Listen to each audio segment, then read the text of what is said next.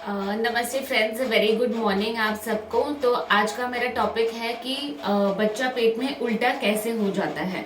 उल्टे बच्चे के लिए बहुत पेशेंट्स हमेशा टेंशन में रहते हैं कि सोनोग्राफी पे मेरा बच्चा उल्टा बताया है, तो क्या इसमें डरने की बात है। तो आइए इस वीडियो में एंड तक बने रहिए। मैं आपको बताना चाहती हूँ कि उल्टा बच्चा क्यों होता है, कब क्यों कोई बच्चे सिर्फ उल्टे होते हैं और सीधे नहीं होते हैं, क्या उल्टे बच्चे की नॉर्मल डिलीवरी हो सकती है।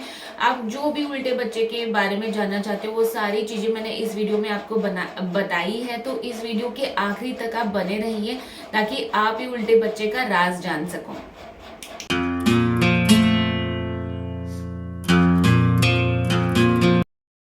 जैसे कि आप सबको पता है कि पेट में बच्चा हमेशा घूमता रहता है। ओके, सो बच्चे का जो फाइनल पोजीशन होता है वो 9वें महीने में ही तय हो जाता है। 9वें महीने से पहले बच्चा पूरे पेट में पानी के अंदर घूमता रहता है। तो हमारी लैंग्वेज में बताया जाए तो अराउंड 36 टू 37 वीक्स पे बच्चे की जो फाइनल पोजीशन होती है वो तय हो जाती है। यानी कि 36 टू 37 वीक्स पे, यानी कि 9वें महीने के शुरुआत में ही बच्चे का सिर जो है, अगर बच्चा सिर से है तो सिर फिक्स हो जाता है, और अगर बच्चा पैर से है तो वो बमीज फिक्स हो जाते हैं। तो जो लास्ट मंथ की जो सोनोग्राफी है उसमें ही बच्चे की फाइनल पोजीशन समझ में आती है। अगर आप बोलते हो कि डॉक्टर मैंने पहले ही सोनोग्राफी 7वें महीने की है मेरे पास, तो फिर उसका कोई मतलब नहीं है, क्योंकि बच्चे की पोजीशन एंड तक घूमती रहती है और जो 9वें महीने में जो पोजीशन बच्चा पाता है वही बच्चे की लास्ट पोजीशन होती है। तो 36 टू 37 वीक्स पे हमको पता चल जाता है कि बच्चा सिर से है या पैर से है।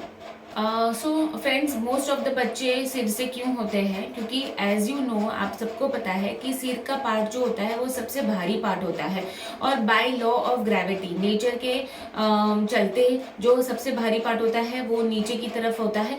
इसीलिए मैक्सिमम बच्चे 97% ऑफ द टाइम्स बच्चे सिर से होते हैं, पर 3% केसेस में बच्चे उल्टे होते हैं, यानी कि सिर ऊपर होता है और पैर या बमीज नीचे की तरफ होते हैं। तो ब्रीच बेबीज जो होते हैं, जो उल्टे बच्चे होते हैं, वो 3% प्रतिशत में ही पेशेंट्स में पाए जाते हैं। कि बच्चे उल्टे क्यों होते हैं, तो कुछ ऐसी कंडीशंस है जिसमें कि बच्चे उल्टे रहते हैं। पहला तो है, अगर आपकी यूट्रस की शेप जो है वो सही नहीं है। कभी यूनिकॉर्नुएट यूट्रस होता है, या एक ही हॉर्न में बाइकॉर्नुएट यूट्रस होता है, और एक ही कॉर्न में, यानी यूट्रस की शेप कभी हार्ट शेप्ड होती है, कभी पैर शेप्ड होती है। तो अगर आपको कंजेनाइटली ही, आपको बचपन से ही, चाइल्डहुड से ही, जन्म से ही आपके यूट्रस में प्रॉब्लम है कि आपका यूट्रस सिर्फ एक ही पोर्शन का है, तो आपका बच्चा जो है वो सिर से ना होके पैर से हो सकता है। या फिर अगर आपके पेल्विस में, यानी नीचे की जगह बहुत ही छोटी है, नैरो है, तो ऐसे केस में हेड नीचे नहीं आ सकता है और पैर ही या बटक्स ही नीचे रहते हैं।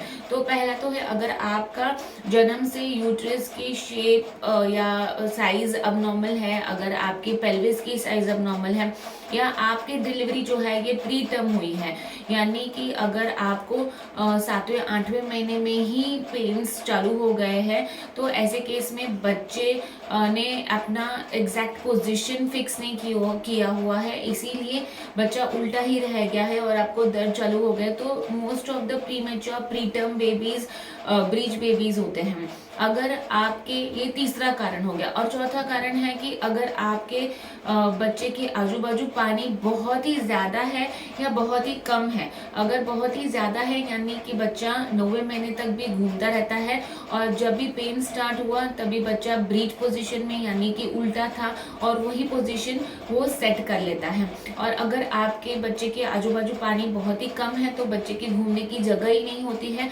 जो दो लास्ट पोजीशन बच्चे ने, जो ब्रीच पोजीशन यानी उल्टी पोजीशन जो बना के रखी है, वही पोजीशन 9वें महीने तक जाती है। तो ये आप चौथी बात समझ लीजिए कि बच्चे के आजू बाजू पानी कितना है, उससे आपके बच्चे की पोजीशन में फर्क पड़ता है। और पांचवा पॉइंट ये मैं बताना चाहती हूँ कि आपकी पोजीशन ऑफ द आवल की पोजीशन क्या है। अगर आपका आवल नीचे की तरफ है तो ऐसे केसेस में बच्चे का सिर ऊपर ही रहता है और बम्स नीचे रहते हैं, क्योंकि आवर के लिए जगह नहीं होती है। आवर जो है वो पूरी नीचे थैली का नीचे का हिस्सा ब्लॉक कर लेता है और बच्चे के सिर को आने नहीं देता है।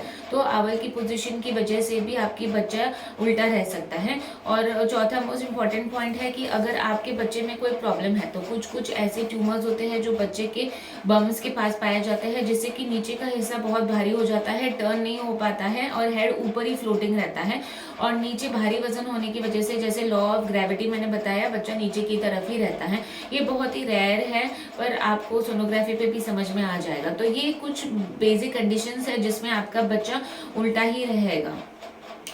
जब ये बच्चा सिर से रहता है तो आपको पता है बच्चा सिर से है, लेकिन बच्चा अगर उल्टा रहता है तो उल्टे में भी 3 पोजीशंस में बच्चा रह सकता है। पहला तो है कि बच्चे की पहला और सबसे मोस्ट कॉमन पोजीशन ये है कि बच्चा फ्रैंक ब्रीच है। फ्रैंक ब्रीच यानी कि बच्चे के बम्स थैली के मुंह पे बैठे हुए हैं। ये फ्रैंक ब्रीच जो है वो सबसे सेफेस्ट है नॉर्मल डिलीवरी के लिए। मैं आगे जैसे बढ़ती हूँ मैं आपको बताऊंगी, क्योंकि फ्रैंक ब्रीच में डिलीवरी के समय पे सिर्फ बमीज बाहर आते हैं, पैर तो पूरे बच्चे के मुंह के पास रहते हैं, तो पैर अटकने की संभावना बहुत कम रहती है। तो first position and the most common position is frank breech.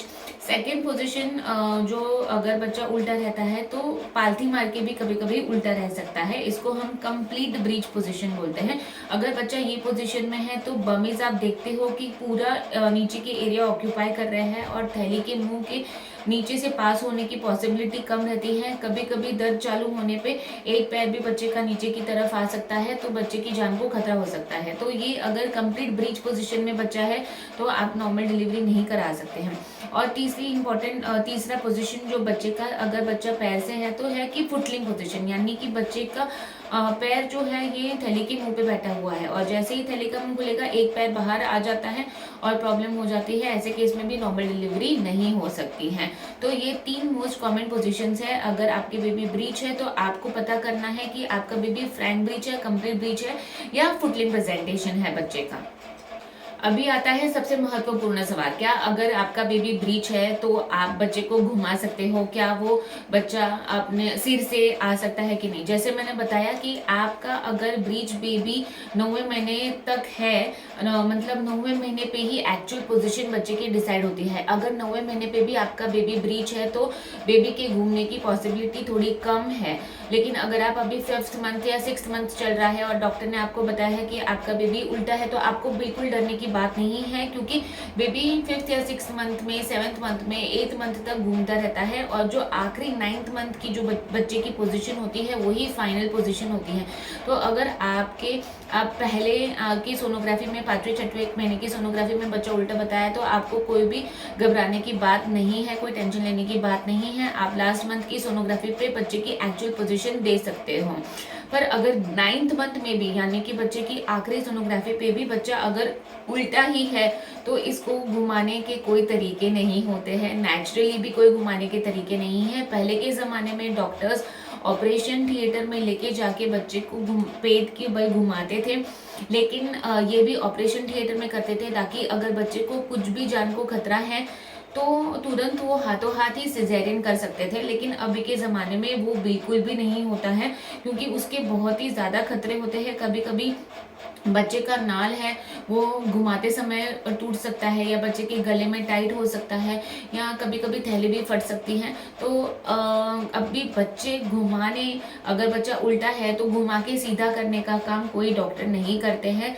Instead अगर आपकी या तीसरी या चौथी प्रेगनेंसी है और बच्चा उल्टा है तो भी मैं पर्सनली इसको रिस्क नहीं लेती हूँ, क्योंकि एक माँ को ही पता होता है कि पूरे 9 महीने को बच्चे को अंदर पेट में रख के फिर कुछ